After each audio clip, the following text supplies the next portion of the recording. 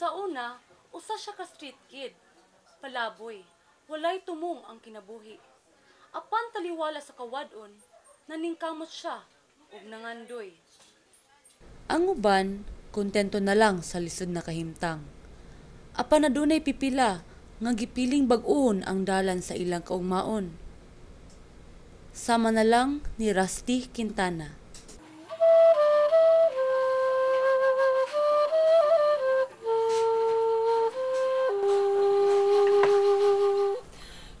Sa bata pa siya, ang Divisoria na ang iyang nailhan nga balay. Kigibilin magugusok ko magulang. Ang magulang na pag-abot sa Divisoria, giingnan ako niya nga dong ay paglakaw, balik ako. Bata pa siya, mga 10 years old ako atong mga 3. Kay dito namin nakamata gibilin. So wala pa na akong nibalaan ng life karon, so katuwa nakabalik ang magulang, nadakpan na rin siya. Ako nadap ang panginabuhi sa akong surroundings, sa mga bata na nasdalan. Kung silang binuhatan, kung sila akong madakaan. Kabalo ko sa paghitit sa rugby, sulod ko gangs, naulipon mi sa mga leader-leader, nadala mi sa sugoon. After mga pila ka tuig sa himog yung kong dili mayo nga bata kana murag sagbot sa kanilang banyan. Sa Divisoria gyud nagsugod akong life nga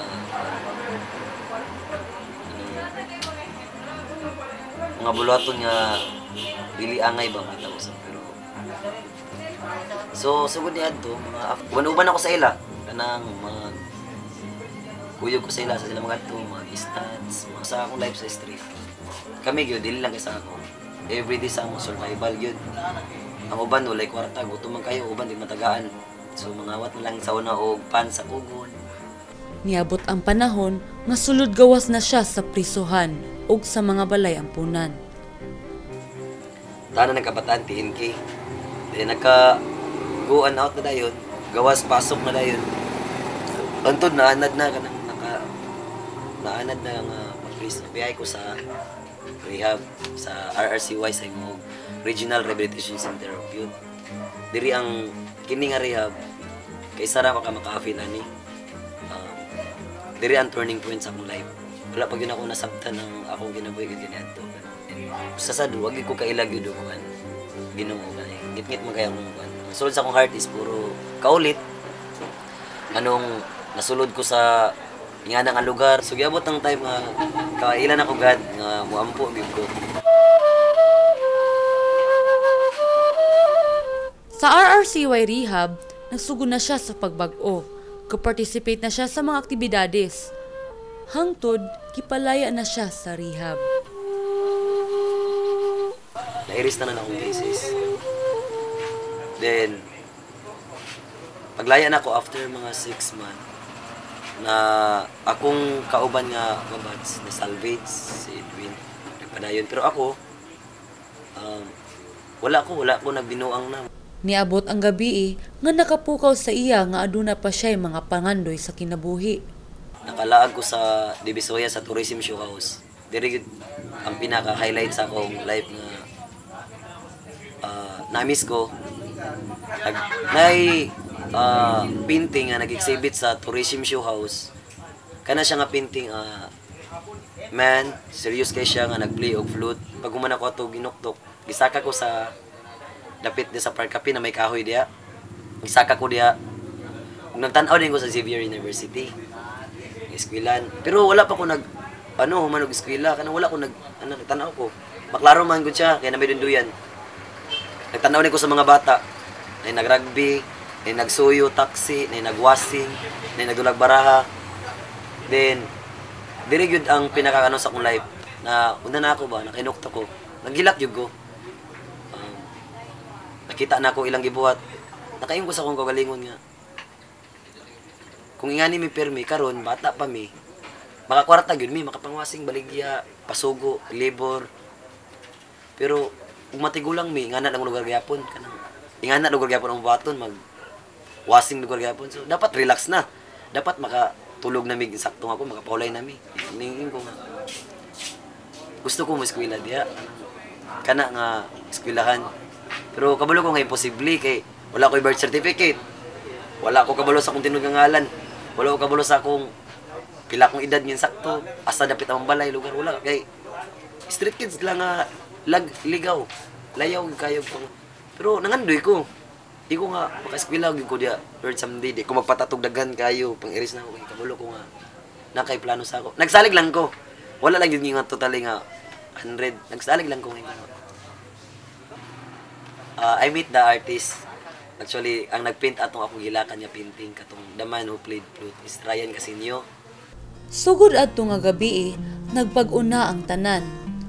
Napaila-ila sa iya ang art, sama sa paghena, pag-living statue, fire dance, ug paghimo og art gikan sa mga scrap materials. Gihimo ni niya ang pangita aron makakwarta. Gusto ko nga mo-earn nga dili ka ng pangawat, dili hinugaw mo trabaho. Gusto na ko nga kanang hinaguan ba. Nag-display na rin kong nightcap, naghihina na rin ko, primero na akong subo. Dali raman ko nakabalo, paspas mo kaya akong pag-ano. So, gi-income na ko. Naman ko yung money, gahina naman ko. So, from nothing yun, nga naka-something na ginoon, ganang bulingit yapon to, pero nakailis na gamay. Tanong ako nga, murag, gipanalanginan nyo ko ba? Blessing yun kayo, kaya na ako'y gamay nga artwork, mahalin man siya, ganang 800, 1, 2, parin. Di aram ako sa Divisoria sa una sa Night Cafe, bisag temporary days, Monday to Sunday, at bang sa tourism, na ako dito, magbutang kong lamis sa gamay, then mag-display hina, then quintas, then ako'y painting nga, gibuhat lang sa hina yapon, sa illustration board, na i-foreigner makalabay, maka nang ilapong gift nga, maka-translate sa painting gamay lang, good.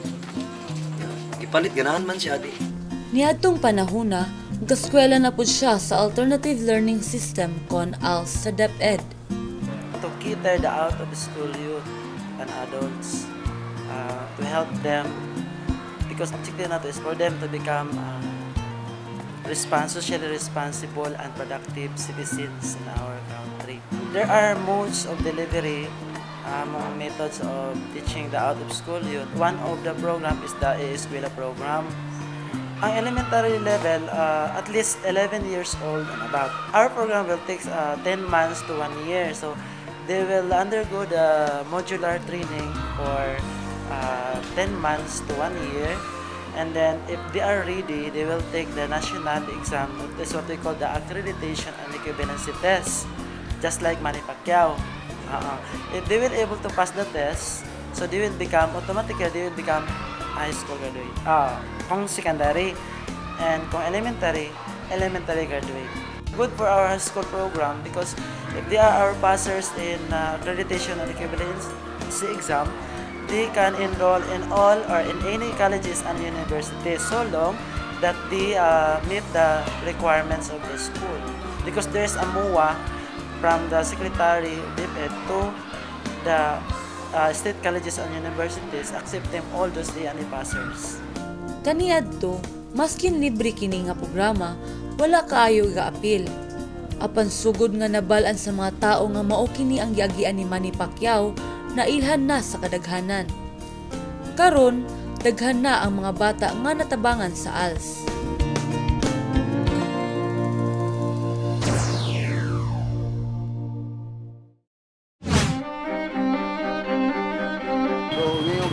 Lagaw maon, wala man masayo doon sa may tabo ma. Wala matanda doon sa lagaw sa panahon ma. Sa patadaro na to kita nga inana sila. Naglagaw sa kadalanan pero hindi na sayod. Basit kayo dunay ko saban sila ginabuhi ma. Kung sagupon sa itong panggobyerno nga matagan sila i-rehab sila. I-rehab. Muro gina paglaom, ma-rehab sila. Tungkol sa kadaghan sa street kids niya sa kamahal sa paliton, maglisod gid sila kay mahal naman kayo ang bugas tapos wala na kayo mga tao magsuporta kay ang tao pod galisod na pod og palit sa mga palitonon. Wala na kay tao man nga wala man ko mangyatiman sa gobyerno sa may pagkaugmaon nila. Para sila mong kakaugmaon oy. Eh, magsuroy-suroy bira sila din sa wasig pangayo, di naga po na yung ugma. Pero huwag na yung maka-train siguro, na yung maka matuto sila, gupin po silang utog.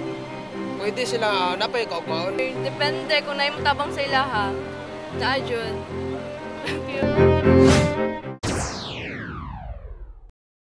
Naghinay-hinay na og abot ang mga grasya kang Rusty. Nakapasar siya sa exam sa ALS ug sa entrance exam sa usa ka universidad dinhi sa Cagayan de Oro. Nakakuha pa siya og scholarship gumikan sa dako na score niya sa entrance exam. Din nakoy nasudlan dapit sa kantin naman ko.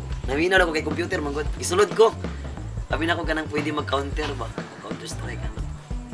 Kato de siya ALS, Alternative Learning System dito siya. Programa nga DepEd. So, nagpalista sa ngalan, lista-lista po ko, pabalik Wednesday. True ato, nahimo na nagkungkuhan dito ka ng estudyante na dahil. Magtignan ko sa alas 14 sa elementary, napasa na ako. So, ang high school na yun, napasa na ako 17. Pero akong ibuhat ato, marami ba, maraming kamot yun.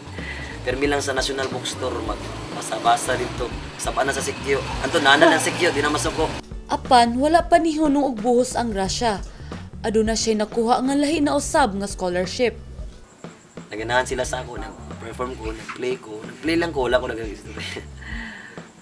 Sincere, di nag-isabtan nila ko live. Ilang kong ano, daw ato wala na ako nagpasag mga papel pa nga madaggan. Sila na yung nag-ano. Then nagkato kong scholarship sa XMX, giyatag na ko sa Then excited na din ko, kaya nakapasa naman ko. So excited na ako ato maka-uniform. Tungod ni ini, gusto niya maimpluwensyahan o matabangan ang ubang street kids sa Divisoria, nga sa una, kauban ra niya. Then ato na nga time na yun, kita man ako sa i-share ako sa akong mga kauban. So Divisoria, ato ko dito sa chika-chika. Pero medyo dito, kaya halos kagabi. Dapat sa sila nga, ipay-balo sa uban ba nga. Ako, baliksag ko, ako silang ginashiran. Karon dagan ang uban nagundang yung rugby, nagundang na sa kuwan. Nagbago nakita gyud ako mismo nakita na ako ang uban sige na ako giingnan nga. Bay nakita gyud nimo nitabo sa ako karon. Naka-witness ka kauban gyud sa una matulog asa ta mag-uban. Nakakita gyud ka. Pero muto karon sa man kuan lugar ni baka lugar ni tabo sa kuha pagka nakita na naka-uniform na ako. Pagawas na ako gibalik ko sa akong mga barkada nga sa street. Na kuan sila. Sila kato, namang yung ID, susi yun. Estudyante na yun. Ang bulingit, oh. Bulingit, estudyante.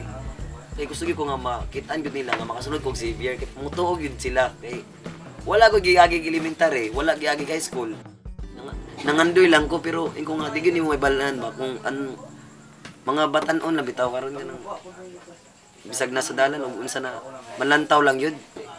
Lahi mo gutong matilawan nimo kanang sa imong kago. Oh, there's a hope gyud. Dili gyud yung nga pobre nga na tungod kay bugo.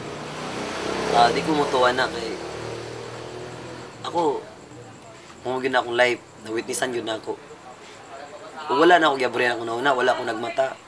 Naragya po ko dito karon, siguro nasalvage na sa gani ko. Nung andoy gyud ko nga makahuman to gyud ko kanang kabalo ko dagan pa kay kog agian nga mga trials pero paningkamot lang yun.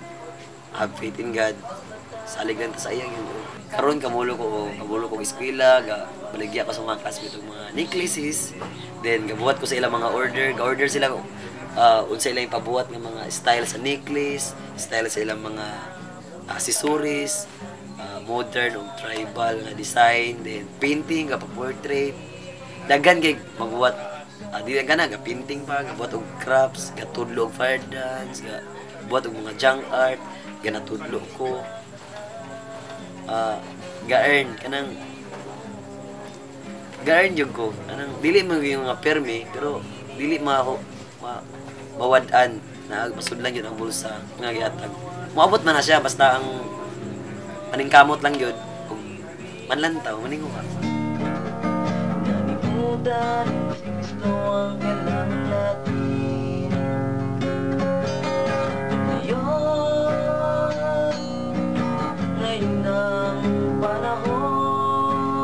Ang kalisod dili rason aron mawad-an og paglaom. Sama ni Rusty nga wala nagpadala sa kawadon og naningkamot aron makalingkawas sa kalisod. Dili sayon, Apan walay imposible kung adunay pagsalik ug determinasyon. Ako si Joyce Vega ug mao kini ang isyu karon.